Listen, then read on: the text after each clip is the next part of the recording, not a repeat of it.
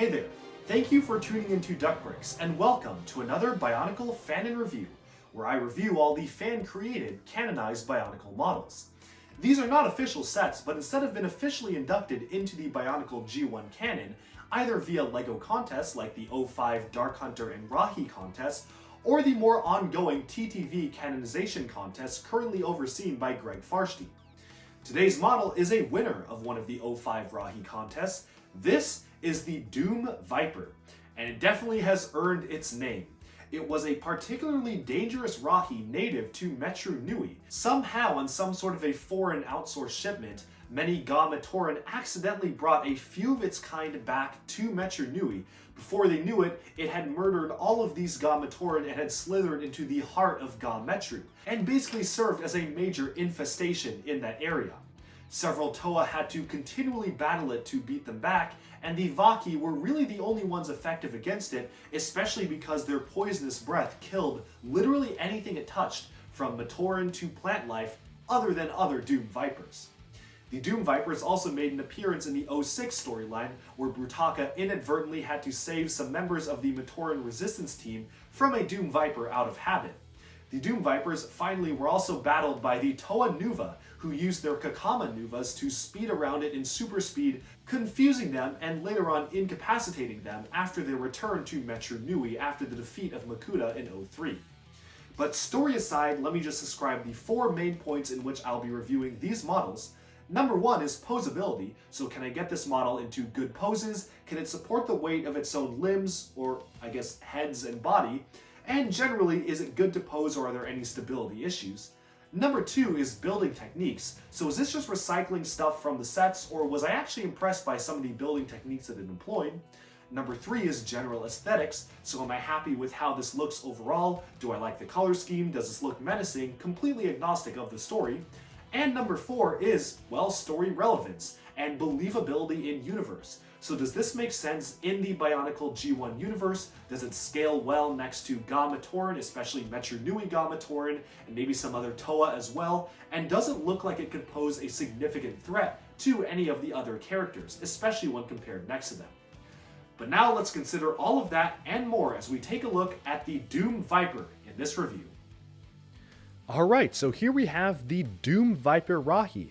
It's a very interesting concept of combining all 6 Rakshi and trying to actually put it in a cohesive model. And whether or not it succeeds at that, well, we're about to discuss that in this review. So I want to start things off immediately with posability. So posability is kind of mixed, because if you can get it upright and you ignore kind of the way it's built, you can actually angle each of the heads in kind of fun looking positions. It's almost like a Ghidorah-like model or something where it has multiple heads. You can have some of them looking at each other, maybe one of them looking off to the side. Really get creative with how you pose this guy and have him be striking for attack here. So you can get this into some fun depictions here with the multiple heads, but obviously the posing on these are very simple. You've just got the standard Rakshi leg pieces, and you've got just an extra additional piece right here to add the head to elongate it like so. So you can get this sort of movement here with the heads. And then if you go to the actual body itself, you can move around the tip of the tail here, mounted on a ball joint. You can kind of move around these pieces, but I wouldn't recommend it because you don't want these tubes to detach. And if you look right here, everything is just connected by a single Mata handpiece. And not even just that, it's a Mata handpiece on a frictionless joint. So that's very suspect to me. And really the only thing keeping this from falling over is the strength of these two hoses here. If these linkages were to separate off from where they're connected, the entire model will just fall straight forwards. And I'm honestly surprised it hasn't already. These, I guess, are stronger than I thought because they're the only things keeping the front of the model anchored. Of course, you have the problem of it just falling forwards flat, but if you really try to maybe sit it upright like so, you can kind of get these to angle in the right position to keep this upright. So it barely works, but it works. So obviously this is not the most sophisticated of building techniques. I was shocked to see this being the only thing keeping the front upright, but hey, clearly it at least somewhat does the job. But with this, that's really all there is to talk about where posability is concerned. There's not many things you can do with it, just kind of pose it like so. Sure, you can kind of bend this around and get the front part angled in a unique way, but for the most part, this is really all you can do with it.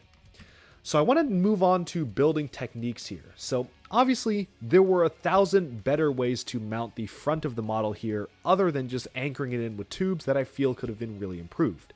And that's really where my major complaints with this model comes from, because if you look at the front of the model here, this is a very large blocky segment. It's just a large Technic blocked segment here that really just is fixed, and it really is just there to accommodate multiple different ball joints for the upwards heads here. And then you have a bit of a disconnect because this whole area right here is just kind of moved towards the front, and once you have that, it just splits very awkwardly off to one very narrow segment here to attach it, and then continues on the back. The front part of this model and the back part do not feel very cohesive to me, and unfortunately, you can kind of get tricked into thinking they are cohesive by just looking at the official images where it's kind of hidden. You see it at this angle and it kind of looks like, okay, you've got this sloping backwards part of the serpent. But as soon as you angle it in any other way, it definitely shatters the illusion, because again, this is just connected by one very simple ball joint here.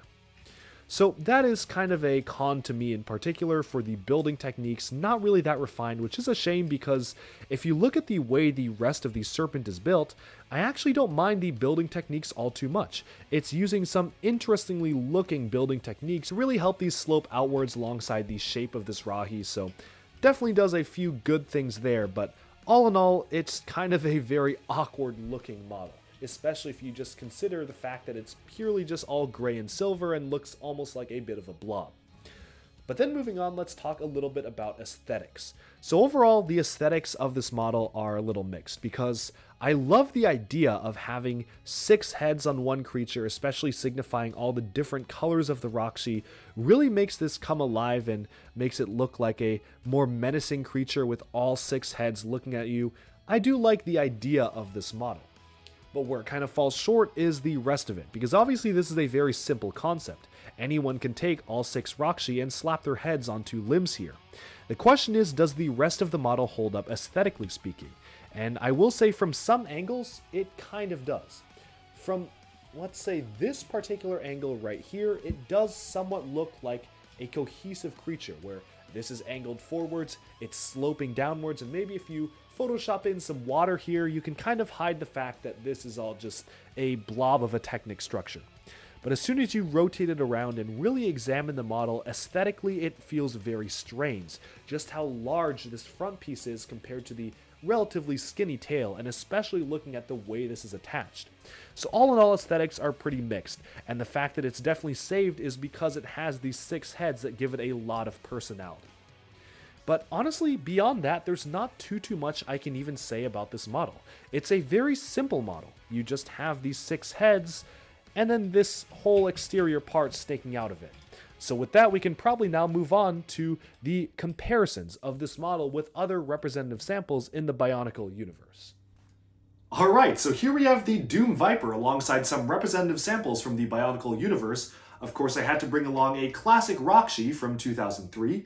We have 2 Rahaga from 2005, all of them using the same Rakshi head, and then just a standard Matoran-sized character. This is actually an Agori, but it's basically an Avtoran build, so I brought him alongside just for a sense of scale here. So definitely it looks like this could form a serious threat to the Matoran of Metru Nui. They stated that many times for the Ga Matoran living in Metru Nui, this was a serious threat, and you can definitely see that as the case. It's quite a large serpent, especially when compared against some of these smaller characters in the universe. But it's also not too large so that it's completely unbelievable. Now, the question that I was also having was that does it look too similar to just 6 Rakshis slapped together? And maybe with the color scheme I can kind of see it. They obviously use the same leg pieces and whatnot, but I think it actually does enough unique things that it doesn't actually feel like more of the same of what we've gotten. It actually is its kind of own thing. And the same goes for the comparisons to the Rahaga. So for believability in universe, I can clearly see this as being a Rahi that lives in Metru Nui, especially with all these hoses and Technic detailing along the side. So I'm going to give that point a 9 out of 10. It's obviously not perfect, there's some awkward bits and pieces up at the front, but we'll address those when we get to overall aesthetics. So why don't we talk about that right now? setting aside these samples from the rest of the universe and talking about just this model, let's start off with the general aesthetics of it. First of all, I love the idea and concept of having 6 different Rakshi heads. I think that it was a really cool idea to bring to life, certainly a unique one, but the execution is decidedly mixed.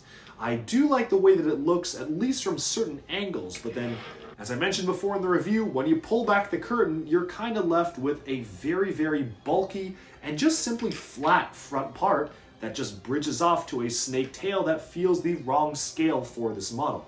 I would have appreciated more of a contour going sloping downwards from the head section all the way down to the back of the tail here, but as it is right now, it feels like this is just like a solid wall, and then you've got this tail that's just attached to the back of it. It really just kind of is a perfectly straight headpiece or chest piece here, and then a straight tail going backwards. So that is, honestly, in my opinion, not one of the best things about this model. Really would have wanted to see some improvements made in that regard. And overall, I think that unless you look at it from very specific angles, aesthetics are really kind of awkward, which is why I'm going to give it a 5 out of 10. From some angles, it looks alright, but from most angles, it's really awkward, and I'm not a huge fan of how it turned out. Next on, we can move on to building techniques. Again, would not recommend using simple Technic flex hoses to secure the entire front of your model. Feels a little bit crazy to me. Again, if it works, but I really would have preferred at least some sort of extra support. The other thing is that it only works because it's resting on the ground. The moment I lift this up, it's going to want to droop down and fall over. And there's nothing the hoses are going to do to prevent against that. So that's kind of a major con to me. It has to be on the ground to even remotely stand up straight, which is a big problem.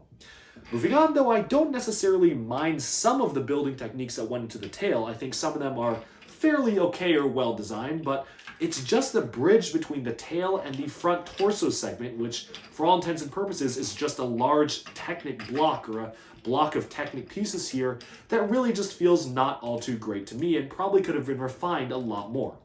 And so I'm going to give building techniques a 4 out of 10. Cool idea with the 6 Rakshi heads, but again, execution is pretty lacking here.